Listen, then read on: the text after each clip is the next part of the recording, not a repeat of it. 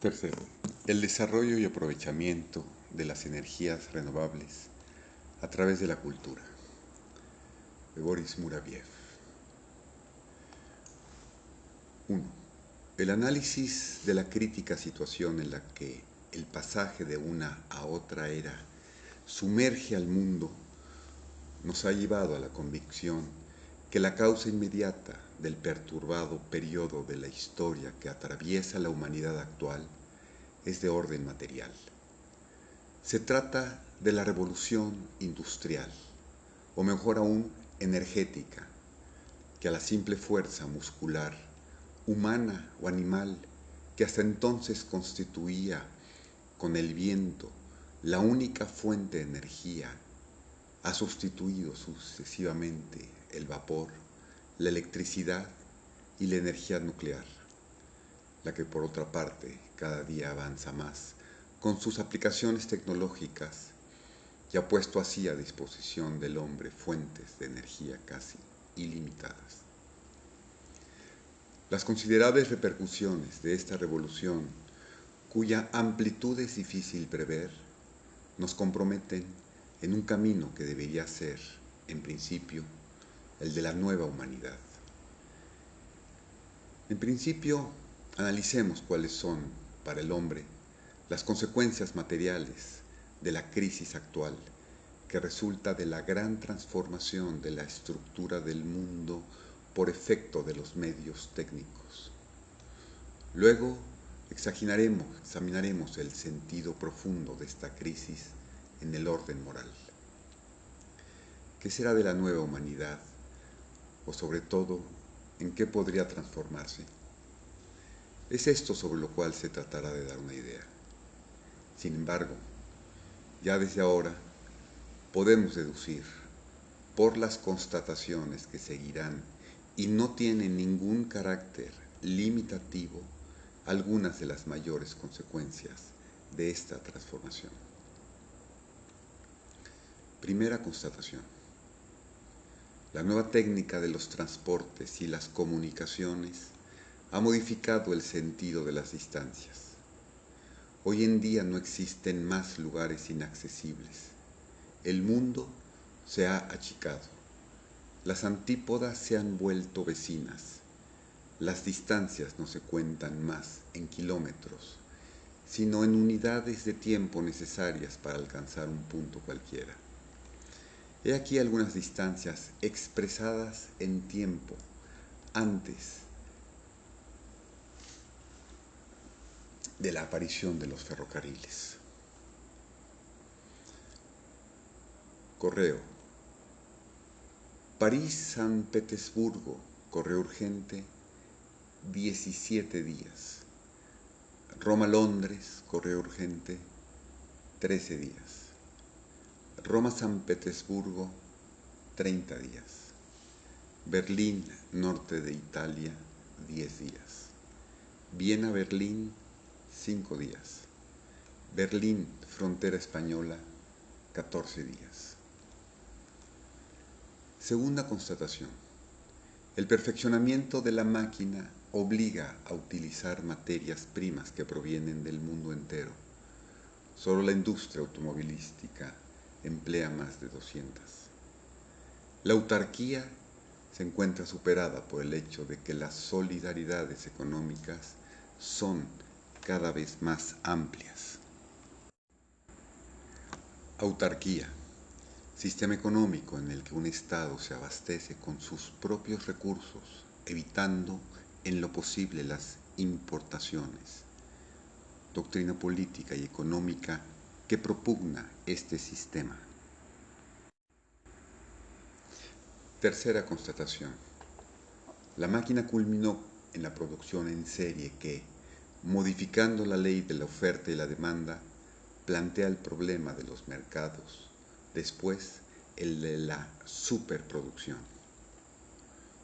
Cuarta constatación. La normalización de las fabricaciones produce la unificación de la civilización. Films, aparatos de radio y televisión, telefonía celular, tabletas, redes sociales, arquitectura de los edificios y ciudades. esta tendencia evidente a la homogeneidad de la civilización produce a su turno una normalización de la enseñanza académica.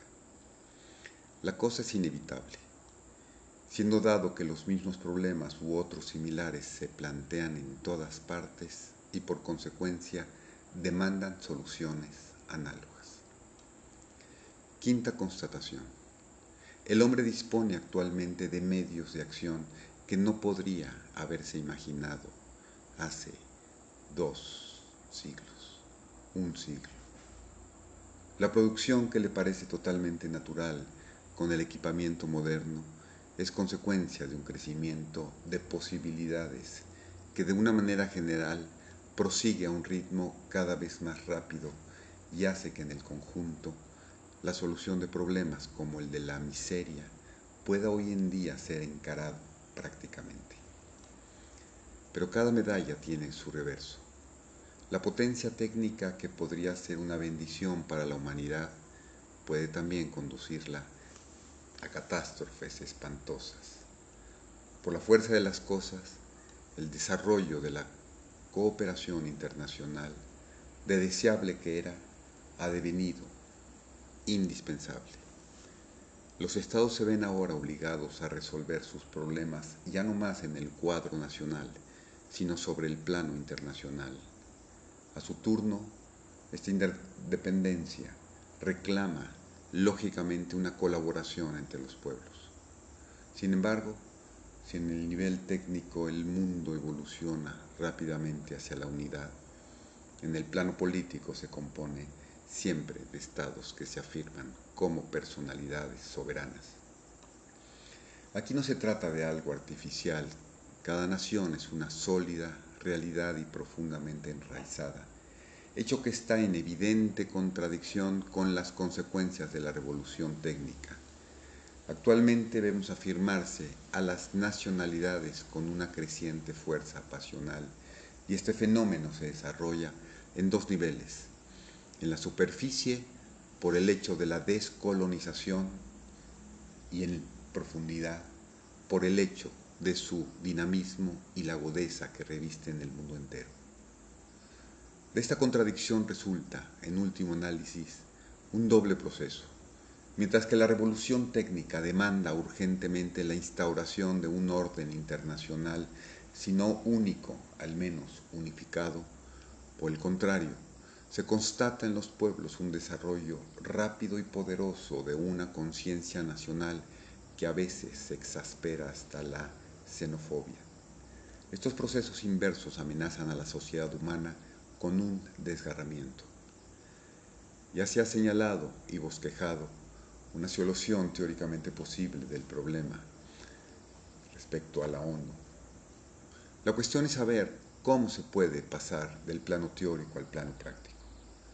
En la causa profunda de las dificultades se atiende al hecho de que los 2 procesos se desarrollan en 2 niveles diferentes de la conciencia humana. El proceso técnico interesa al plano de la civilización, mientras que el segundo prosigue en el de la cultura. Por cultura entendemos todo lo que, sobre el plano psíquico y espiritual, pertenece propiamente y en forma original al conjunto de un tipo civilizador, dando por supuesto que en el interior de este conjunto, cada pueblo asociado es portador de una cultura específica que constituye un componente del contenido cultural del tipo histórico o civilizador dado. Tal forma de ver atribuye a cada pueblo, grande o pequeño, su valor histórico en lo que reconoce como el carácter irreemplazable del genio cultural de cada pueblo. De ello resulta que el progreso moral surge necesariamente de la evolución cultural de la humanidad. Por civilización entendemos el conjunto de los resultados obtenidos por el progreso de la técnica, siendo tomada esta noción en su más amplio sentido. De lo que antecede se deduce que el elemento específico de la cultura brota siempre de la conciencia nacional en la acepción más flexible del término, mientras que la civilización tiende naturalmente, en el curso de su desarrollo, a devenir internacional para finalmente abarcar el mundo. 2.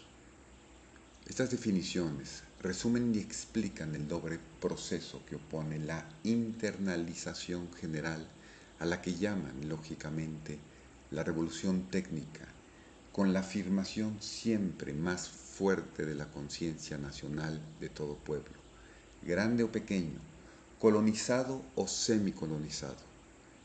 Ahora es fácil comprender que la causa esencial de la crisis actual reside en la prolongada negligencia en que se ha tenido el elemento cultura.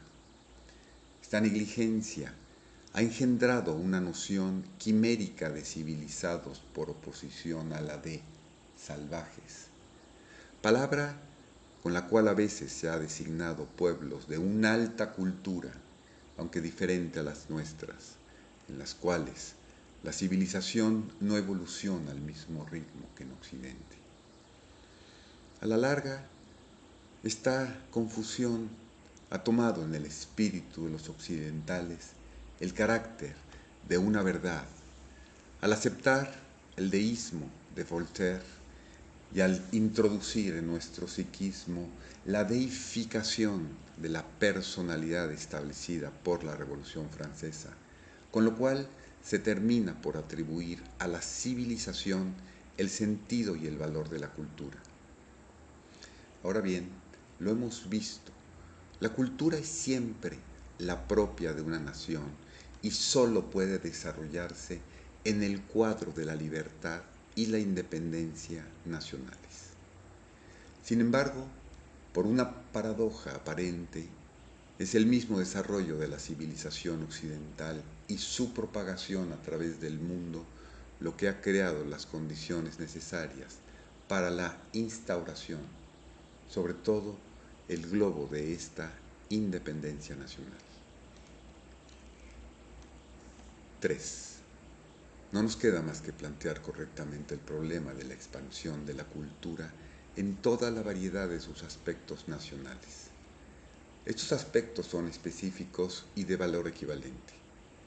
Destaquemos que esta equivalencia representa la mejor expresión de la fraternidad humana, que no es otra cosa que un hecho de la naturaleza descuidado o violado en el curso de milenios. Sin embargo, es debido al restablecimiento de la conciencia de este hecho entre los pueblos que dependerá la solución de la crisis en la actual. La humanidad se ha encontrado sumergida por su ignorancia y negligencia. La fuente cultural de cada nación es tradicional y el espíritu del pueblo es el depositario del tesoro cultural que expresa la lengua y literatura nacionales. Se remarcará que la estructura de la lengua es siempre original, hasta el alfabeto fonético, invariablemente matizado en relación al alfabeto escrito. Las 72 lenguas originales de las que se hace cuestión en el mito de la Torre de Babel forman todas ellas, incluidas sus subdivisiones, el gran receptáculo de la cultura universal de la que cada una de ellas no es más que un aspecto específico. Sobre estas 72 lenguas originales se encuentra una lengua única que es la base de todas, la de los números, la lengua divina, instrumento de la expresión del verbo, del logos, depósito de la verdad absoluta, de donde las 72 extraen su vitalidad a fin de formar cada cual una individualidad nacional por el aporte de su propia originalidad. Más adelante se verá que esta era será caracterizada desde este aspecto por el retorno de los pueblos a sus fuentes tradicionales para formar finalmente una unidad, unida en toda su legítima variedad, siendo cada individualidad nacional parte integrante de un todo armonioso, restablecido. Simbólicamente esto será el retorno a la Torre de Babel, pero por así decirlo, en sentido inverso, retorne hacia la muta comprensión sobre la base del conocimiento, gnosis, revelada y asimilada por medio del renacimiento en su integridad de todos los tipos civilizadores.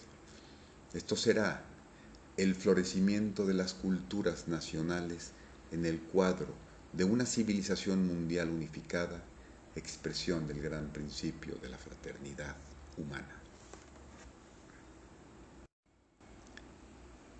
Estas ideas de Boris Muraviev son, entre otras, las que nos impulsaron a crear la Asociación Civil del CIDAER, Centro de Imaginación de Inteligencia, de Investigación para el Desarrollo y Aprovechamiento de las Energías Renovables, que se fundó en el mes de junio de 2018 en la gran fábrica de Río Blanco, en Veracruz, México.